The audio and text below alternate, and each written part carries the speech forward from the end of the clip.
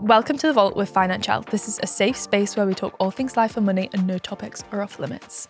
Hi everybody. Hello. Good morning. Happy Vault Day. Happy Vault Day. Are we ready to jump into some jail or no jail? I've got my paddle ready. I love this game. Paddles at the ready. Okay. I feel like I earn too much to still struggle. Yes. Oh, Laura's done no. You're so kind. I'm just like, You can still struggle. Say it again. I feel like I earn too much to still struggle. So this is my problem, and you'll do it as well. I'm like envisaging someone in my head that like earns a hell of a lot of money and is just absolutely shit with money, like constantly in their overdraft or hasn't got money to the end of the month to get them through, constantly dipping into the savings when actually they get like a really good salary. They should be on top of the game. Like they've got an advantage over the person next to them that doesn't earn that much money but is budgeting their money much better. That's why I'm thinking. That's why they're in jail. Go on, what's your... Yeah, no, I think you're right. I think we're probably in agreement. But there's lifestyle creep can be what am I trying to say? So there's lifestyle creep that just happens and then you find us and then you go, right, how I'm going to get through this, or something changes. So like, yeah, it might not just be spending, like, say if someone earns like 3 times the amount you earn, it doesn't mean they've got like 3 times the amount of money excess that you have, because, and there's like, you know, it could be schools and it could be mortgage and then interest rates change. It could be nursery fees. You know, we've all been there. We just don't know. And so I've seen it, especially when there's a double high earning income household and someone loses a job or someone leaves and you suddenly, even if then the remaining salary is high, the stakes were higher. Yeah, because you have been living a life whereby you can go to private school, still struggle. You can get the nice car because you've got the funds to do so, and things can change. And we've seen that in the community. You know, rugs are pulled from beneath people, whether it's divorce or death or... Because that's not wealth. That's just like middle class, high earn, high spend. So I do understand why you could still struggle. But those of us that are used to living frugally or have done it in the past kind of go, you should just get your shit together. Yeah. Lucy and I are looking at looking with judgment. I'm judging you back for judging them. Yeah, okay, fair enough. All of my savings are in one account because it feels easier. Trot on down to jail. Yeah. So I get the keep making things easy. Like I don't want people to be overwhelmed because then there's a chance that it's going to go wrong. So I empathise with keeping things simple. But I don't want people to lose savings, like forget about them because there are too many accounts. You might be listening to this and know that we've talked about it. So I do appreciate keeping shit simple. I get, but top tips are, firstly, making sure, I mean, God, if you get in the UK £85,000 protection financial services compensation scheme by making sure that savings are spread across banks, but that's 85k per bank. So I'm like, well done if you max that out. Also making sure that as a household that savings are in separate names as well, so that people, we've talked about this before with emergency funds, we combine our money, but making sure that individuals have access to savings independently. So it just gives you that extra bit of financial security and stuff, and optimizing for interest rates.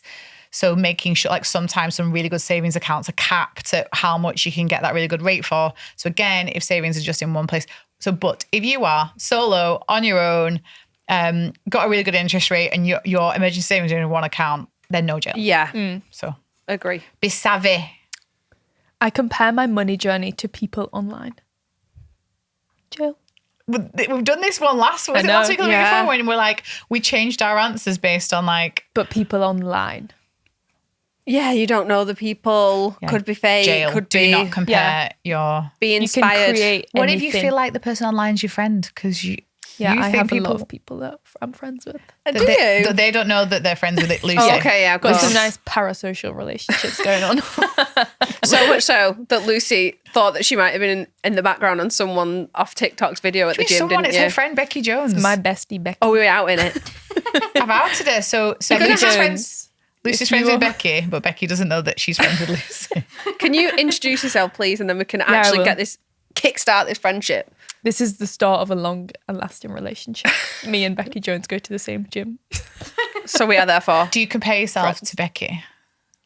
Yeah, I think she's done incredibly on her fitness journey and I'm just scratching the surface. There you go. There you go. So you're being healthily inspired. Yes. Okay. But, you know, I was thinking about this the other day with Financielle, like we want to improve the content that we make and take better content and take up to date content and document behind the scenes. And my house it's not a shithole, right? It's clean. And it's as tidy as it's going to be with 3 kids. And like my husband does an amazing job doing the washing and ironing. And it is always up in my kitchen, which is the only place that I can really take pictures. And so like whenever I try and do a video, I'm like, oh, look, that's in the background. Oh, look, that's in the background. Oh, look, that's in the background. And then my dining table is like the holding area for everything in the house. No one ever eats a meal in there apart from Christmas Day. And so like, when I've got a point. I know we're on Jill and no, Jill, we're not meant to talk. I'm like, what was my point? So then I do compare myself online to, oh, well, if Grace Beverley is taking a picture or doing a selfie or having a chat or helping her community or whatever, her house looks aesthetic. It's because I've not got this and this and this. And I'm going, God, oh my God, like I'm grateful for my house, but I do compare aesthetically. So I know this isn't money, but it is lifestyle a little bit. It's like, even like our friend Sarah's an influencer and the pictures around her house are absolutely beautiful. And she's got 2 boys. And I'm like, what must it take for Sarah? But she's very real. She'll go, this is a pile of shit This is behind the camera. thrown into the cupboard. I was going to say, I just need tips about how, She always outs herself and goes, look at this kitchen. And she like films a kitchen and goes, look at the chaos that's ensued. But she's also willing to stay up till 2 a.m. cleaning it. And I'm not. Yeah. So. Yep. But yeah, don't compare yourself to people online, Jill. I've prioritised saving over paying off high interest debt. It depends if it's an emergency fund. Saving. So are we not saying it's an emergency fund? If it's for her mini emergency fund. Yeah. No jail. If it's general savings because you want the interest. Jail. Because you're just robbing Peter to pay Paul. Is that a very religious thing to say? Peter Paul. to pay Paul. Or is it 2 little dicky birds? I always think of it as the birds, but You robbing Peter to pay Paul? What birds are we talking about? The song. 2 little dicky birds sitting on the wall. One named Peter and one named Paul. I was like, I'm going to have to go through the whole thing before she realises, or is she just pulling our leg? Like, she's like, no, carry on. Where's robbing Peter to pay? Come on, let's get a Google up. I'll Google it now. Here you go. Lydia's like coming into her own. How do... Fact checking in the background. We should do this more often rather than just spouting our own opinions on stuff. We should probably fact check a lot more than we Where does do. robbing Peter to pay Paul come from? It originated in late medieval England. This could just be AI making things up, though. You know, when it just we'll take it. But it doesn't We'll sound take it. biblical, or is it biblical? Who knows? Likely referring to the practice of diverting funds or assets intended for Westminster Abbey to cover expenses for St. Paul's Cathedral. Oh my God, Robbing Peter that to actually pay makes Paul. sense though. Oh, I'm glad. So yeah, medieval, not biblical. Like, But it's about yeah, biblical characters. fantastic. We should fact check more often because I feel like I've learned something new that I've referred to for my whole life and not known the meaning. So to put money into high interest savings is robbing Peter to pay Paul, because basically the net impact is the same. Yes. And so what isn't counted for debt is risk. And so getting rid of debt is much more important than high interest savings once you've got your emergency fund. So Jill, if it was general savings. Oh God, that's a pub quiz answer now, isn't it? Yeah. We all know. Okay, time for our first dilemma. Paddles Okay, paddles down. Paddles at ease, isn't it? Yep. Paddle. Okay. I quit my job and they offered me everything I wanted. Hi girls, I hope you're doing well. I'm facing a bit of a job dilemma and would really appreciate your thoughts and insights as I'm feeling a bit stuck. I'll start with my current job. I genuinely enjoy it, both the work and the environment, and it offers a good balance between working in the office and from home. I've been in my role for 2 years and was hoping for a promotion by the end of last year, around September. Unfortunately, that never happened. Feeling let down, I started looking at other opportunities and came across a promotion at a very similar company. I applied and was offered the job. However, after telling my manager about the offer, he's now offered me the same promotion along with a salary increase and is very keen for me to stay. I originally started job hunting purely for career progression. Now I'm torn. I've already signed the contract for my new role, but the offer from my current employer is what I wanted in the first place. Should I stay where I am or move to the new role? P.S. Financielle is seriously life-changing. Thank you. Aww. You're very welcome. So, oh God, this is Holly's thing. I vividly remember maybe like over a year ago, we had a similar dilemma. And I was like, red flag, like get yourself out of there. Because if they've dangled the carrot for so long and then they didn't give it to you, and then you've gone and found another job, you've mentally left that job and things will never be the same again. Yeah. You've made the choice in your brain and you therefore won't be happy in that job. But then I do remember in that dilemma, that person wasn't happy in that job. The people were toxic. They didn't like the job anymore. But that person is literally wax lyrical about how much they enjoy their workplace, the balance, the flexibility, really good staff. And yes, they dangled something in front of you, but businesses are human and sometimes things just don't go the way that they planned. Things might be out of their control. Holly has matured. I know. This past year. I really This was have. not the answer I was expecting. Things are out of their control. It's not like they're a bad person because they didn't Yeah. deliver on the kind of agreement that you had. You got what you wanted. So I am actually thinking that I would stay. If that was me, Really? I'd be like, you have done what I've asked. I like it here. I've got flexibility. And everyone else, the grass isn't always greener. It might be amazing at that other place as well. There's not just your job role. There are other amazing companies out there with really good career progressions and again, flexibility and all that kind of stuff. But you like your job and they gave you what you wanted. So Yeah. What if there was someone there and it's like slightly toxic? yeah, and, of which you've had before. So and you're not going to know advice. until you're in that role. Yeah, it could be like horrendous there. And then you could be like, can I come back? And it happens. Nothing is linear. Like nothing is black or white. We've seen so many friends as well that have kind of gone back to jobs and they've been received really well and then everything's been fine. But, you know, I had a friend over, it was back in Christmas. Well, before Christmas, she wanted a change in her job. She felt like she was getting dumped on all the time. She was the really reliable person, really proactive, would get shit done. So therefore, unfortunately, sometimes when you're that person, more work comes your way and the pay wasn't there. And she got the carrot dangled and then she just said, enough's enough one day and went and got another job. And she was waiting for them to kind of counter. And I just said, you really are unhappy in that job. Even if they counter, I would recommend that you still go to this new job. Yeah, I'll tell you listen after to the it. pod. It's for the ride home. Yeah. Right. Yeah. So I told her not to take I told her not to go back. I was like, even if they counter and they give you what your new job's 'Cause that's offering not you, the reason that you're not she's happy. doing it. You're still Yeah. going to get all the shit thrown at you. It's not going to change. They're going to see you as that person. And they've dangled the carrot Give you for a more. long time. Where are we now? In January 2026. They didn't give you something in September 2025. That's only a couple of months ago. If this went on for years and years, then I would understand. Yeah. Because we used to say that they're just not that into you point. We've got a blog on it, actually. Yeah. I think I wrote it. I can't imagine why. But they don't say that. You're right. And businesses are human and things fall down. There is loads of things juggling at any one time. It is really hard to navigate. You know, you may or may not be as vocal and that's okay as well. And this is what you wanted. What I would say is navigate it super carefully. I do think this is a place where honesty is the best policy with both parties. And so, yes, you've accepted a new job, but you could definitely stay where you are and accept it. But I would say to both of them, so say to existing employer, I appreciate that. That's what I wanted. Like I'm all, but I think keep your powder dry and be like, I am open to new challenges and I really would have liked to go to this place, but I am happy here. This is what I wanted.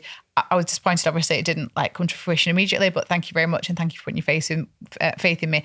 And then new one that you're not going to join, don't burn bridges and manage it carefully. And I think, unless they're a dick, any incumbent employer, is that the right one, incumbent, but like any prospective employer, if you say to them, I was actually, because I don't know what you've said to them, but hopefully you have been honest that I like my job, but I wanted a promotion and stuff. And so I'm ready for a new challenge. You can say, actually, they have come to sense that they've offered it me. I didn't expect them to counter. Yeah. This wasn't a game to kind of play the situation.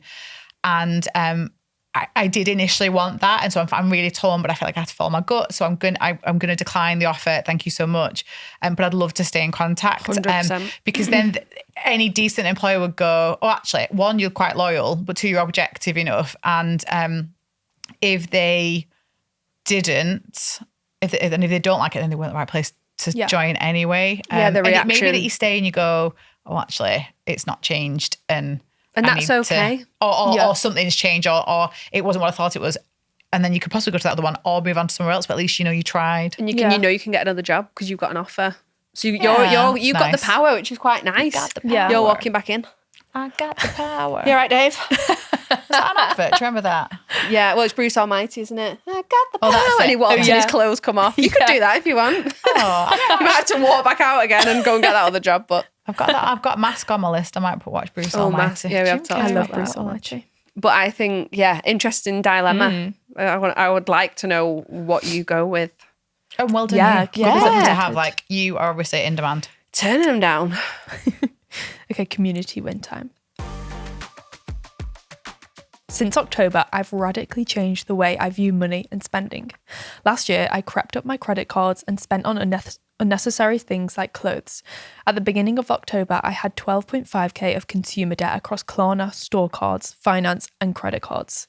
It's now down to 7.1k, and I'm paying it off. I'm paying it off like my hair is on fire. Thank goodness for the Financielle app. It's been an absolute godsend.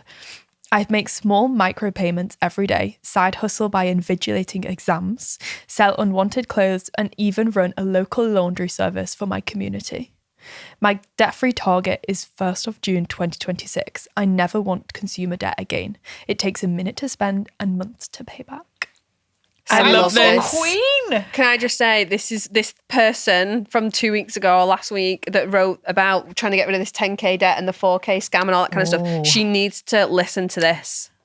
So true. Let's connect them, because you want to see someone else that went, I side hustle by doing exam.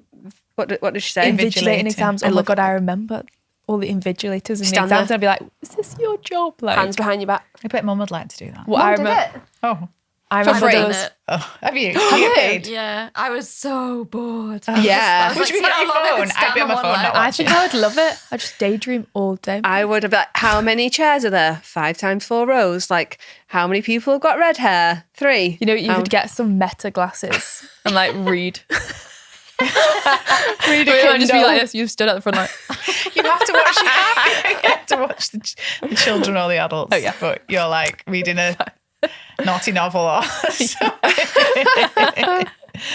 Oh, but yeah, that is going. A community laundry service as well, like going for it. yeah, can someone do that? In I my thought she area, meant like a please? financial community one. I was like, oh, can we all get in on this? Yeah, I would love that. So good. This person is the one that won the digital playbook. No way! Yeah. You're welcome. Give us an update on how it's going. Yeah. Okay, if you'd like to tell us your win, head to the community in the app or email it to thevault@financielle.com. Next dilemma. Debt-free versus moving abroad. Which comes first? Hi all. Thank you so much for the podcast and the app. They've completely changed how we manage our money. I listen to the podcast every morning on the way to work. We've cleared 17k of debt in the last 11 months and are now saving more to move to Australia in 2027 with a toddler. So far, we've saved 19k. By the way, this is all in euros, so if I interchangeably say euros and pounds, That's fine. Just ignore it. So far, we've saved 19k and hope to save another 20k this year. We currently have 8k left on one loan, and my partner has an 11k loan for his van. He's self-employed with variable income, while my income is stable. Our plan is to clear the 11k van loan using money from selling our cars before we move. Right now, I'm saving 1,300 a month towards Australia and putting 1,280 a month towards clearing the 8k loan.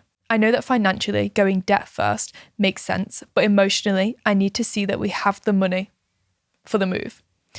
Things can feel tight at times, so I now budget month by month rather than relying on fixed standing orders. We don't currently have an emergency fund, as clearing the 8k loan is the priority. I'd really appreciate your thoughts on whether this balance makes sense. Thank you so much. No.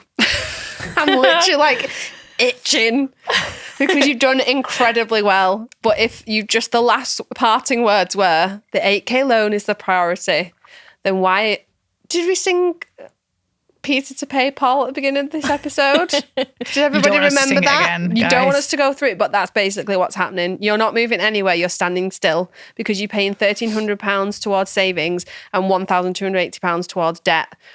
Or you've got 19,000 in savings at the moment. Clear that loan and get your head down and save. Like, it just doesn't make mathematical sense. The only left field thing I would say is if they're going to sell the van, Was that not separate? Because I they're was not going to thinking take the van that. to Australia though. So they're going to sell both their cars to pay off the van loan maybe sell the van. And I don't think that's part of the that's not debt part- yeah, payment. that's right, you're right, you're right. Because Sorry, I was getting excited about I was like ready to be like, what Yeah. are you doing? And then I was like, oh no, you're allowed. Okay, you're allowed. You got a plan to pay off that debt. Yeah, so mentally, The loan. mentally that van loan is taken care of by the cars. I'm happy with that. Hopefully. What if the car Depreciates in value. Yeah. We'll have to deal with that when we come to it. in 2027? I like what you said, Hol, because I think if you do, so you need an emergency fund, but a Diddy one, and you've got that because you've got some savings. So if you did Playbook, and this is an interesting one for Playbook, Australia's big life goals. So big life goals sits in build, and what you've got is you've got obviously survive. So you've got build a mini emergency fund. So let's say for them that might be £2,000-3,000 mini one. Let's say it's 2. So then they need to take 2 out of the Australia pot and put it in a separate account and call it emergency fund. So that's not Australia money. That is emergency money. Then you would pay off the debt, and they've not far out. Have they got that money Yeah. in savings to clear the debt? Yeah. To clear that and the car one. We've cleared And van one. 17k of debt in the last 11 months, saved 19k, aiming for 20k this year. So they've got 19, and then Yeah. what's the debt totals that they've got? 8k left on one loan. And then she says the car and van ones are separate. Yeah. Yeah. Van's covered by cars. So when they sell, so vehicles will possibly cancel out. So let's presume that's correct Yeah. for now. They have 19 in savings. They've got an £8,000 debt. So they put 2,000 in an emergency fund, for example, whatever's right for them. They've got 17 left. Yeah. Mm-hmm. They pay off the 8 loan today. That leaves you with 9. So other than we'll forgive you vehicle loans-ish for now, given you're going to sell them, because if this was like, we're still keeping them, then you need to pay those off. If you were doing it strictly, you would pay them off next as well, because you'll get cash when you sell the vehicles. But I appreciate that we'll let you have it. You will build up savings much more quickly for 2 reasons. 1, because you won't have payments on the loan. 2, you want to go to Australia. Yeah.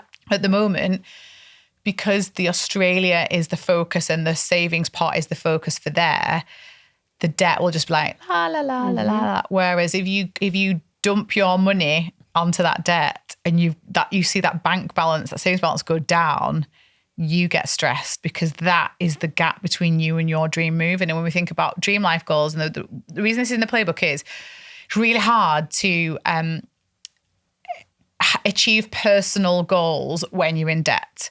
And there's so much you can learn from building a budget and paying off debt and building emergency savings that just literally changes you for the rest of your life, that you should focus on those first. Now, I will premise it with, let's say that you've got 60 grand's worth of consumer debt, and yes, you should prioritize that. But if your dream life is in Australia, you may come to a point which is like, look, for the minimum possible, we need to move. come with you. It'll come with us. Yeah. Yeah. It's getting it's on the plane. It's on the plane with us. But I accept that. But generally, that would be an extreme scenario. So the reason that build dream life goals is later is you need to build a bigger emergency fund then. So you need to be debt free, bigger emergency fund. You may or may not buy a home. Again, she's not talked about that. Maybe they've got a house to sell and they buy a new one. Maybe they're going to rent. But big life goals is the move to Australia, or it might be we'd like to have a camper van, or it might be we'd like to renovate and knock some rooms through. It has to come there, not earlier. But that's big life goals. And that's where we say you either save up for something or you change your budget to facilitate your dream life because you've done the work. So that's why it's meant to be in that order, because if life was so easy that you just get your dream life and pay the debt off later or do something else later, you've got a risk of going backwards or not changing behavior or not learning something.